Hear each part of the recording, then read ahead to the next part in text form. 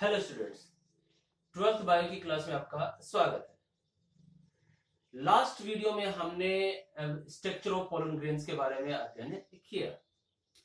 Structure of pollen grains यानी परागकण की संरचना हमने देखी।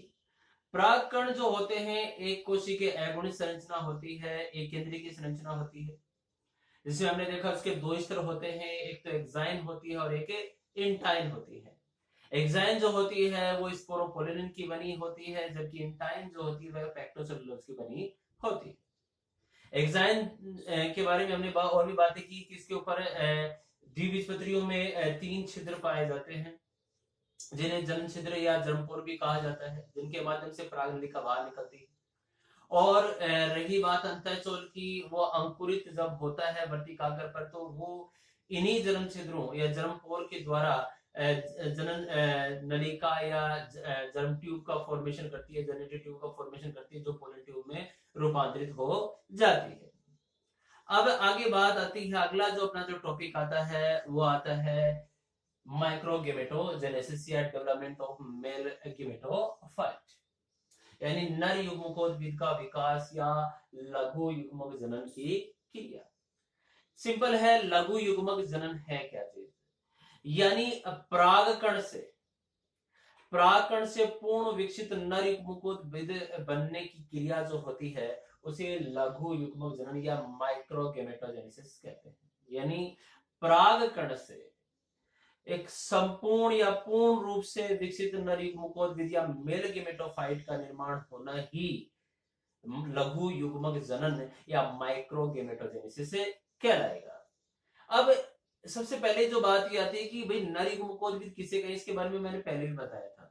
उसमें आपको ये बताया गया था नर युग्मकोद्भिद कब कहेंगे कि जब परागकण अंकुरित हो जाएगा और जब उसमें पराग नलिका बन जाएगी और उसमें कायिक कोशिका और जन कोशिका, और जन कोशिका से दो नर युग्मकों का निर्माण हो जाता है, उस संपूर्ण संरचना को हम नर युग्मकोद्भिद कहेंगे या मेल गेमेटोफाइट कहेंगे।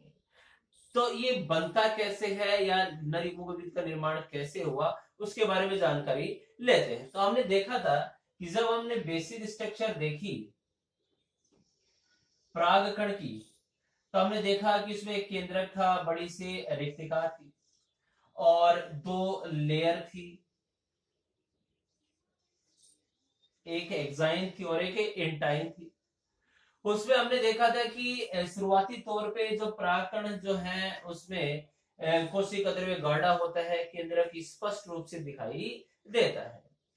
नर युग्मकोद्भिद या ये कहूं कि लघु युग्मक जनन की क्रिया परागकोश के स्फुटन से पहले भी प्रारंभ हो जाती है, क्योंकि कुछ घटनाएं तो परागकोश के स्फुटन से पहले होती है और कुछ परागकोश के स्फुटन के पश्चात होती है। ये कहूं कि परागकण के अंकुरित होने के पश्चात होती है। अब जब इसमें होगा क्या कि जो एक केंद्रक था इसमें समसूत्री विभाजन होगा, और जो समसूत्री विभाजन होगा उसके पश्चात यहां पर आप देखेंगे कि 2 केंद्रकों का या 2 कोशिकाओं का निर्माण होगा, जिसमें से एक तो बड़ी कोशिका होगी और एक छोटी कोशिका होगी। बड़ी जो कोशिका होती है उसे कायिक कोशिका या वेजिटेटिव सेल कहते हैं, और जबकि छोटी जो कोशिका जो बनेगी उसे हम जनन कोशिका कहेंगे, जेनेटिव सेल कहेंगे। मैं फिर से रिपीट करता हूं कि जो परागकण का जो केंद्रक था उसमें समसूत्री विभाजन माइटोसिस हुआ, जिसके फलस्वरूप 2 कोशिकाओं का निर्माण हुआ, जिसमें एक तो बड़ी कोशिका जिसे हमने कायिक कोशिका कहा, वेजिटेटिव सेल, और दूसरी जो छोटी जो कोशिका बनी है उसे जनन कोशिका या जेनेटिव सेल कहा गया। अब कायिक कोशिका और जनन कोशिका में अंतर क्या है?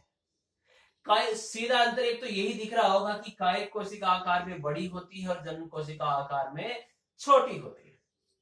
उसके बाद में अगर हम देखें, जो कायिक कोशिका जो होती है उसमें कोशिका द्रव्य की मात्रा ज्यादा होती है, केंद्रक बड़ा और स्पष्ट होता है, लेकिन इसमें रसदानियां नहीं यानी वेक्यूल्स नहीं पाए जाएंगे, साथ साथ में केंद्रिक न्यूक्लियोलस भी नहीं पाया जाएगा।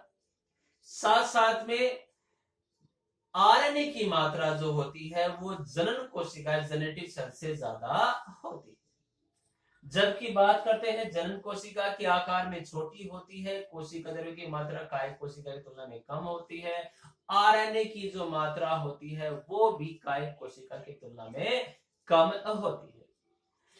परागण की क्रिया यानी पोलिनेशन के दौरान यानी परागकोश स्फुटन के पश्चात जब ये पराग कण वर्तिकाग्र पर पहुंचते हैं, वैसे तो अगर देखा जाए अधिकांशतः ये इस अवस्था को हम द्विकोशिका अवस्था कहते हैं, यानी अधिकांश परागकण परागकोश से जब स्फुटित होते हैं या निकलते हैं तब उस समय ये द्विकोशिकीय अवस्था में होते हैं। अन्यथा कुछ में ऐसा होता है जिनमें त्रिकोशिकीय अवस्था में भी पाए जाते हैं। यानी अब कहने का अधिकांश द्विकोशिकीय अवस्था होती है जब ये परागकण वर्तिकाग्र पर पहुंचे तो वहां पर अंकुरण की क्रिया प्रारंभ होगी, यानी परागण की क्रिया यानी पोलिनेशन के बाद में जर्मिनेशन यानी अंकुरण की क्रिया प्रारंभ होती है। इस क्रिया के दौरान सबसे पहले जो जनन कोशिका होती है इसमें विभाजन होगा। विभाजन जब होगा तो यानी यहां पर दो नर केंद्रकों का निर्माण हो जाएगा, दो मेल गैमेट दो मेल गैमेट्स यानी नर युग्मकों का निर्माण हो जाता है। साथ ही साथ अंकुरण की क्रिया क्या होती है, मैंने पहले बताया कि जो अंतःचोल यानी इंटाइन है वो इसके जनन छिद्रों के रूप से बाहर निकलेगी और एक ट्यूब बनाएगी जिसे जर्म ट्यूब कहा जाता है। वैसे तो अगर देखा जाए तो ये ज्यादा निकलती है लेकिन एक ही ट्यूब में ये नर केंद्र के जाएंगे। तो अगर देखा जाए अगर सिंबल के तौर पर कि यहां से एक ट्यूब निकलना प्रारंभ कर देती है जिसे जनन नलिका या जर्म ट्यूब कहेंगे। ये दोनों नर केंद्रक और ये कायिक केंद्रक इसमें चले जाते हैं आगे की तरफ, तो ये कायिक कोशिका पीछे दो नर केंद्रक इसमें चले जाते हैं। ये कायिक कोशिका जो होती है इसे नलिका कोशिका भी कहते हैं, ट्यूब सेल्स भी कहा जाता है, जो बाद में अफासित हो जाती है। अब यही जनन नलिका ये जो जनन नलिका जो होती है उसके बाद में ये पोलन ट्यूब में यानी पराग नलिका में रूपांतरित हो जाती है।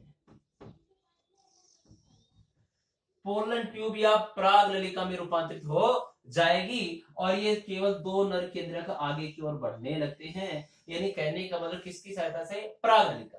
ये पराग नलिका जो होती है वर्तिकाग्र से वर्तिका और बीजांड की ओर गमन करना प्रारंभ कर देती है। तो इसका मतलब ये है कि ये जो पराग नलिका के अंदर जब दो नर युग्मक चले जाते हैं तब हम उसको मेल गेमेटोफाइट या नर युग्मकोद्भिद कहेंगे। तो यानी हमने देखा किस प्रकार से परागकण से एक संपूर्ण नर युग्मकोद्भिद का निर्माण हुआ, तत्पश्चात साथ साथ में दो नर युग्मक यानी मेल गेमेट्स का भी फॉर्मेशन हो जाता है। और इसी क्रिया के उपरांत बाद में हम देखेंगे कि निषेचन की क्रिया होगी, लेकिन निषेचन की क्रिया पढ़ने से पहले हम मादा युग्मकोद्भिद का विकास कैसे होता है उसके बारे में जानकारी लेंगे। तत्पश्चात हम उसके जो अंग हैं उनके बारे में जानकारी लेंगे और उसके बाद में अगला जो चैप्टर आएगा उसमें निषेचन और आफ्टर फर्टिलाइजेशन जो क्रियाएं होती है उनके बारे में जानकारी लेंगे। Thank you.